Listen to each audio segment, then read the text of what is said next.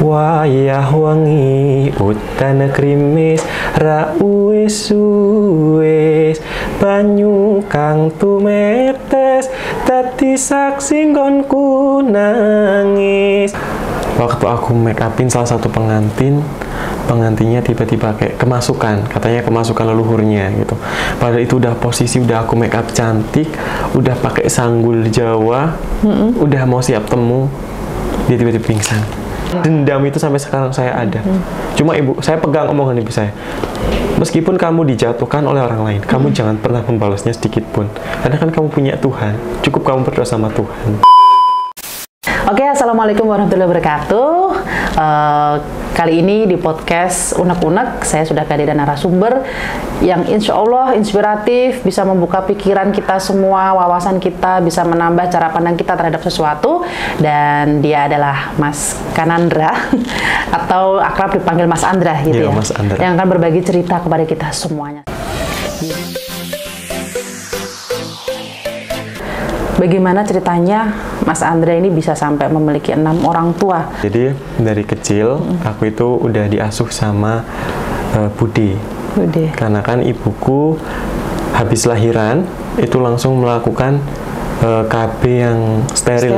Ya, melakukan itu akhirnya aku dititipkan sama Bude. Nah di situ aku mulai diasuh dari lahir. Dari bayi? Iya, dari lahir. Bude udah. Iya, udah ikut Bude. Nah, selang berjalannya waktu, ibu kan juga bekerja. Bekerja, ayahku juga bekerja di kayak mebel. Ayahku awalnya di mebel, ibuku itu jualan nasi ikut orang. Dulu ikut orang. Nah, disitulah mulai aku kan sering ditinggal orang tua. Sering tinggal bekerja ya? Iya, sering ditinggal bekerja juga dan ngurusi kakakku yang pertama cewek. Karena aku tiga bersaudara. Tiga bersaudara. Iya, yang satu ini cewek, yang pertama cewek, yang kedua cowok, dan yang ketiga aku. Nah, kakakku yang pertama ini itu sakit leukemia. Di usia berapa itu ketahuan? Dari kecil. Kayaknya mulai SD. Dari SD itu. Nah, akhirnya kan juga sibuk ngurusin kakakku yang sakit itu. Kakakku yang nomor 2 ini juga kadang sakit-sakitan, tiba-tiba mimisan darah, batuk darah gitu. Akhirnya bingung ngurusi kakak-kakakku itu.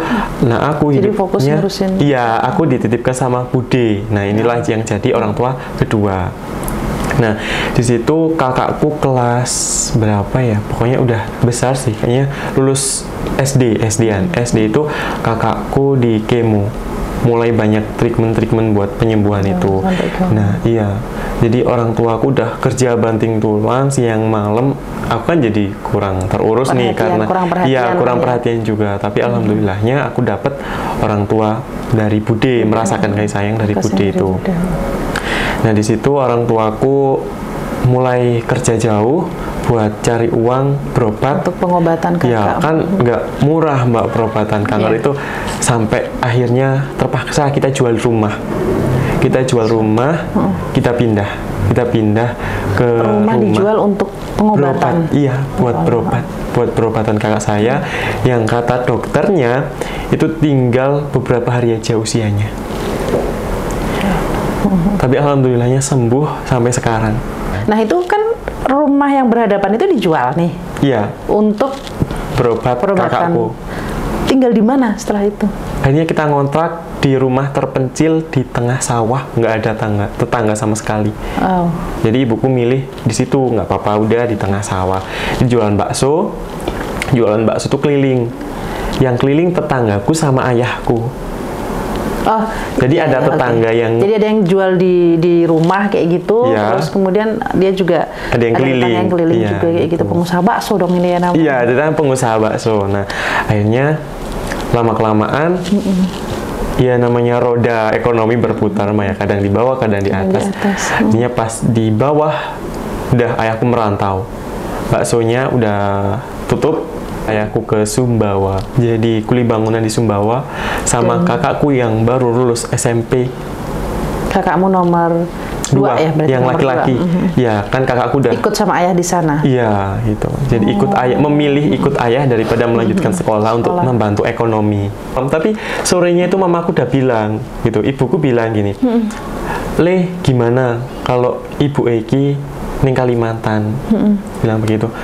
Ya nggak apa-apa, tapi jangan lama-lama gitu. Aku kan nggak ngerti tuh kalau Kalimantan itu jauh. Kira Kalimantan tuh deket gitu ya. Yang penting sering pulang gitu. Terus akhirnya ibu kan diajak sama tetangga, itu ceritanya, diajak tetangga merantau ke Kalimantan.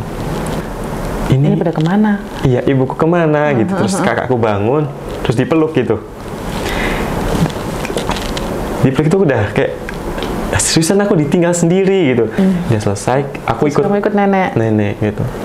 Di situ aku mulai mikir, ini kalau aku cuma ngandelin orang tuaku, aku gimana, kasihan juga. Aku udah mikir kayak ibuku dicari uang di sana tuh kayak buat bangun rumah, buat nutup lubang-lubang yang itulah. Iya. Akhirnya aku ada inisiatif jualan gitu, jualan di sekolah. Itu jualan es lilin gitu ya? Iya, kan ada kulkas loh di rumah. Aku memanfaatkan kulkas itu sama yang buat kamu apa nenek? Nenek sama aku juga. Jadi dibantu gitu. Terus setiap pagi dibawa ke sekolah bawa termos? Iya, bawa termos. Jadi semua anak-anak tuh kayak diantar orang tuanya gitu. Aku kadang ditumpangi sama tetangga gitu. Kadang juga aku jalan kaki.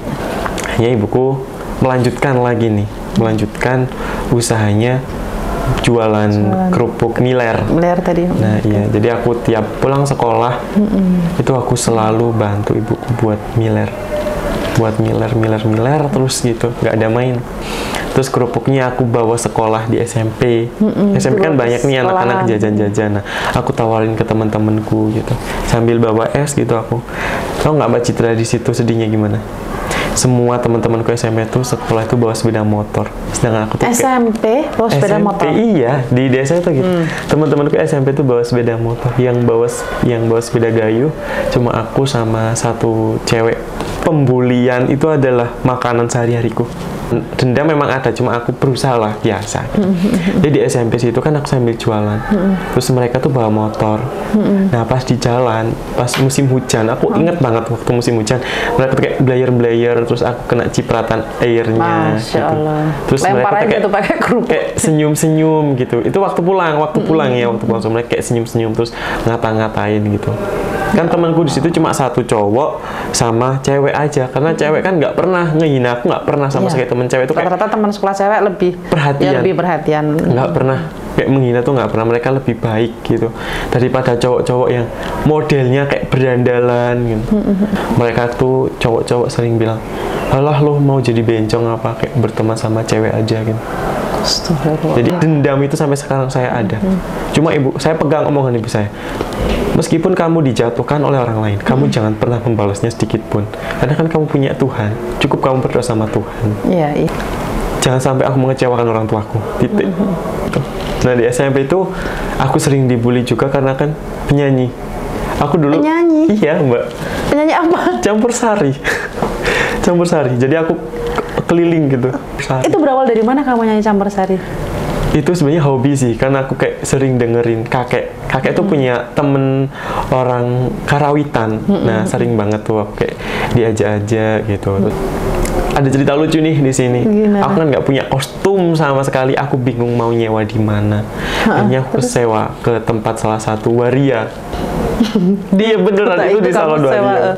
Iya di situ. Kan kamu diajak sama temenmu. Iya, tapi temenku nanya, ini gimana kostumnya? Ya udah kamu pakai baju campur sari aja gitu. Kan dia pakai sanggul, tambah sanggul Jawa. Ya udah, terus aku gimana gitu. SMP itu ya? Iya SMP, kamu pakai beskap aja nyewa gitu. Terus uangnya dipakein uang dia dulu, dipinjemin gitu. Dipinjemin uang dia, akhirnya tuh aku berangkatlah ke salon diantar sama temen.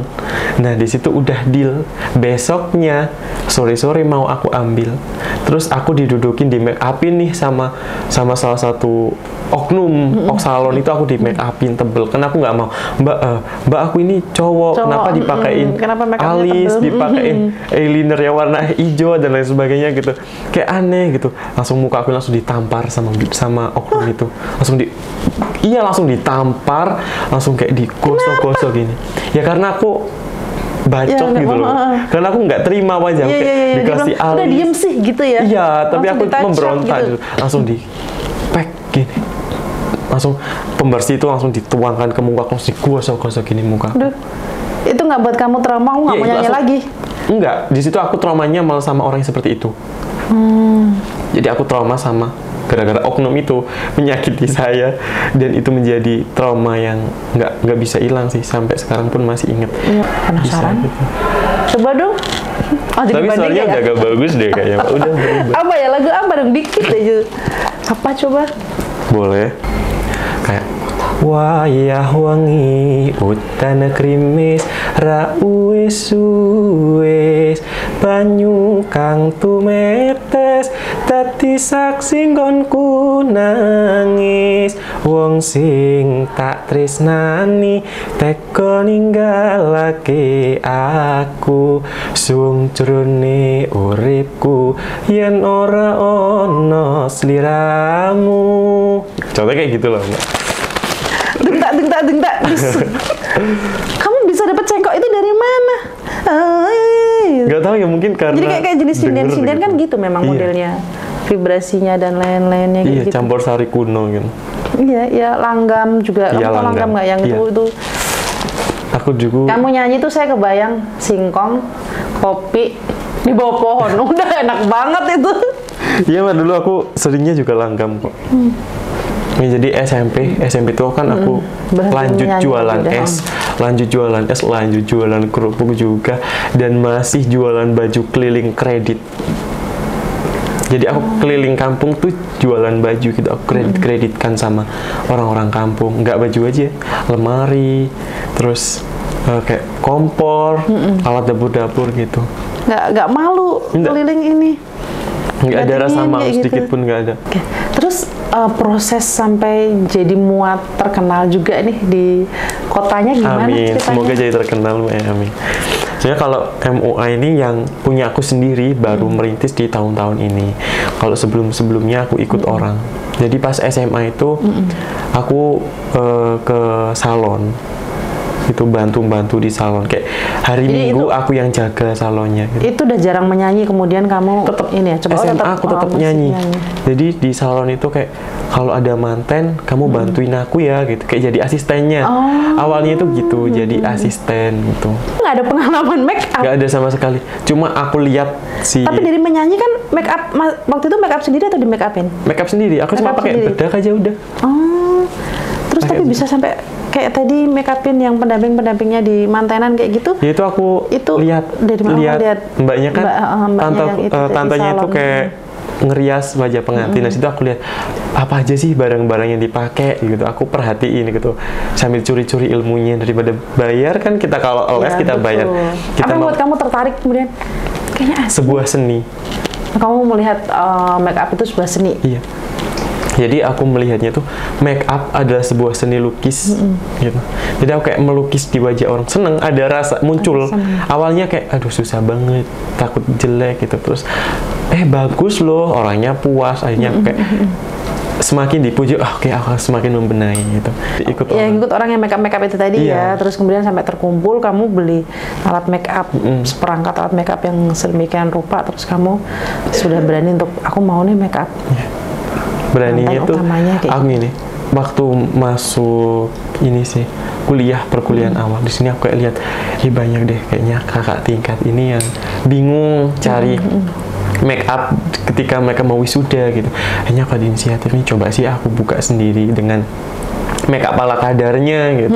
Oke lah, aku berani make up ala kadarnya. Jadi mulai Terjun. make up kakak kelas itu ya. Iya, kakak tingkat Wisuda, dari salah satu universitas negeri gitu di Malang. Akhirnya saya make up beliau, akhirnya bagus. Ada teman-temannya nih yang mulai ngebooking juga, satu-satu ngebooking. Di situ aku mulai dapat uang itu, aku modal, putar jadikan modal. Aku udah nggak apa-apa lah. Yang penting aku ada alat dulu gitu. Nggak ada larangan dari orang tua. Kamu cowok, Andra, kenapa Kalau- kamu mau make up gitu? Nggak, Gimana ya? Gimana itu? Awalnya sih banyak kontroversi. Kan aku cowok ya, pikirku gini, Mbak. Selagi itu pekerjaan halal, aku akan menjalaninya. Aku nggak pernah malu dibilang orang. Mungkin urat maluku udah habis gitu. Rasa maluku udah habis karena sering dibully, sering dihina, gitu udah habis. Udah kayak apaan sih? Lo nggak penting bagi hidup gue dan juga nggak ngasilin uang buat gue, jadi nggak usah baca tentang hidup Toxic. gue. Iya, nggak usah toksik sama hidup gue. Hidup gue ya gue yang jalanin, gue nggak akan pernah mengusip kehidupan kalian Yang penting juga. nggak ngerugiin kamu juga, Bener. gitu kan? Kakakku ini bener-bener cowok yang bandel gitu, kayak keras gitu, kepribadian keras. Nah situ kakakku mulai kayak nggak suka, kakakku nggak suka, tapi aku kekeh dengan pendirianku. Gimana caranya aku dapat uang? Karena nggak ada pekerjaan yang sehari dapat 200.000.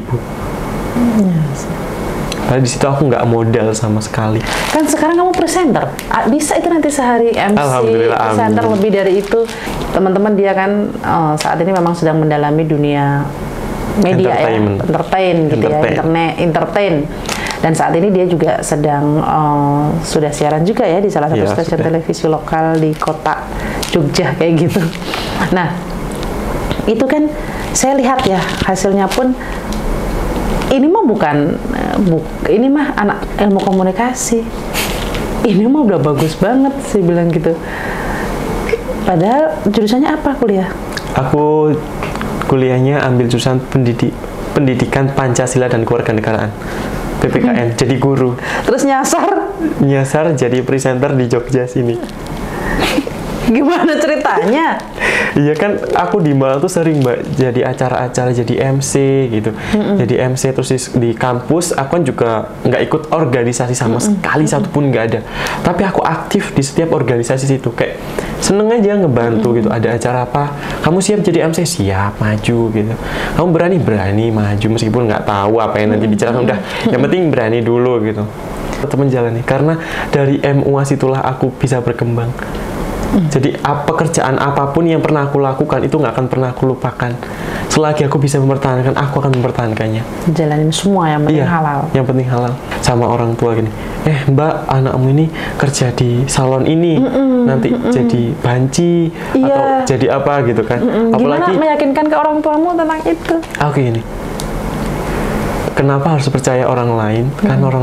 Kenapa harus percaya orang lain? Ketika anaknya ini di depan mata nggak seperti yang dibicarakan orang lain. Jadi pilih mana, percaya orang lain atau percaya anaknya sendiri. Nah di situ orang tua kayak langsung, iya. Ya udah, sekarang apapun yang kamu lakukan, selagi di jalan yang benar, gak menyalahi jalannya, lakukan. Pengalaman serunya make up. Pengalaman seru make up itu waktu aku make upin salah satu pengantinnya tiba-tiba kayak kemasukan, katanya kemasukan leluhurnya gitu. Padahal itu udah posisi, udah aku make up cantik, udah pakai sanggul Jawa, udah mau siap temu, dia tiba-tiba pingsan. Aku pikir kerasukan, terus dia teriak. Dia pingsan dulu, terus nggak bangun-bangun. Itu posisi aku bingung. Aduh, mbaknya pakai softline. Aku takut softline-nya hilang ke atas atau naik. Akhirnya, aduh Pak, minta tolong ini gimana gitu. Pas mau diambil softline-nya, dia tiba-tiba kayak ngamuk gitu. Terus dipanggilkan orang yang pegang kayak tetuanya yang bisa ngerti kayak situ. Akhirnya nggak tahu kenapa kan keluar, nggak boleh ada yang masuk, nggak tahu di dalam gimana. Akhirnya sadar itu make up udah hancur. Terus sama orang tuanya. Posisi sudah sadar, keluar udah acak-acakan semua. Iya, make upnya ini udah benar-benar hancur. Aku make up selama 3 jam ini kayak sia-sia. Ya Allah, lah terus make up ulang? Iya, make up ulang 1 jam lagi. Make up ulang 1 jam. Yang ngebut. Alhamdulillah hasilnya ya bagus lah gitu. Ciri khasku dari mata yang agak bold gitu.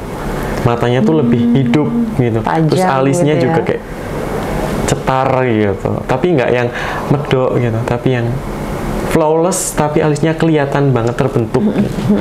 Orang-orang sukanya. Jangan sampai aku tuh membebani orang tuaku terus menerus. Dan aku ambil kuliah ini juga karena kemauan orang tuaku. Orang tuaku pengen aku jadi guru, aku akan wujudkan itu. Jadi ini semester akhir, kemudian lulus, targetmu adalah mendaftar melamar menjadi guru. Ya. Ini aku baru semester 5. Semester 5? Semester 5. Dan target kamu, pokoknya saya harus jadi guru demi orang tua gitu? Iya. Tapi tidak melepaskan yang sebelumnya sudah memberikan kamu pengalaman mua, entertain, kayak gitu, tanpa melepaskan itu? Tanpa melepaskannya. Jadi mau nggak mau, aku harus menjalani semuanya. Selagi aku bisa menjalani. Kebahagiaan orang tua adalah yang utama. Iya. Karena kamu yakinin di situ ada apa? Karena aku yakin dengan aku seperti itu, orang tua aku bisa bangga dengan diriku. Jadi kamu mengejar bahwa aku bisa kamu banggakan loh. Iya. Dan kamu ingin, ini anakku. Orang tua mengatakan itu. Balas dendam tuh jangan balas dendam yang membalas mereka dengan kejahatan. Iya, kita balas dengan apa yang ada di diri kita aja gitu. Kita tunjukkan kita bisa kok melebihi mereka, biar mereka sendiri tuh sadar dengan apa yang mereka perbuat.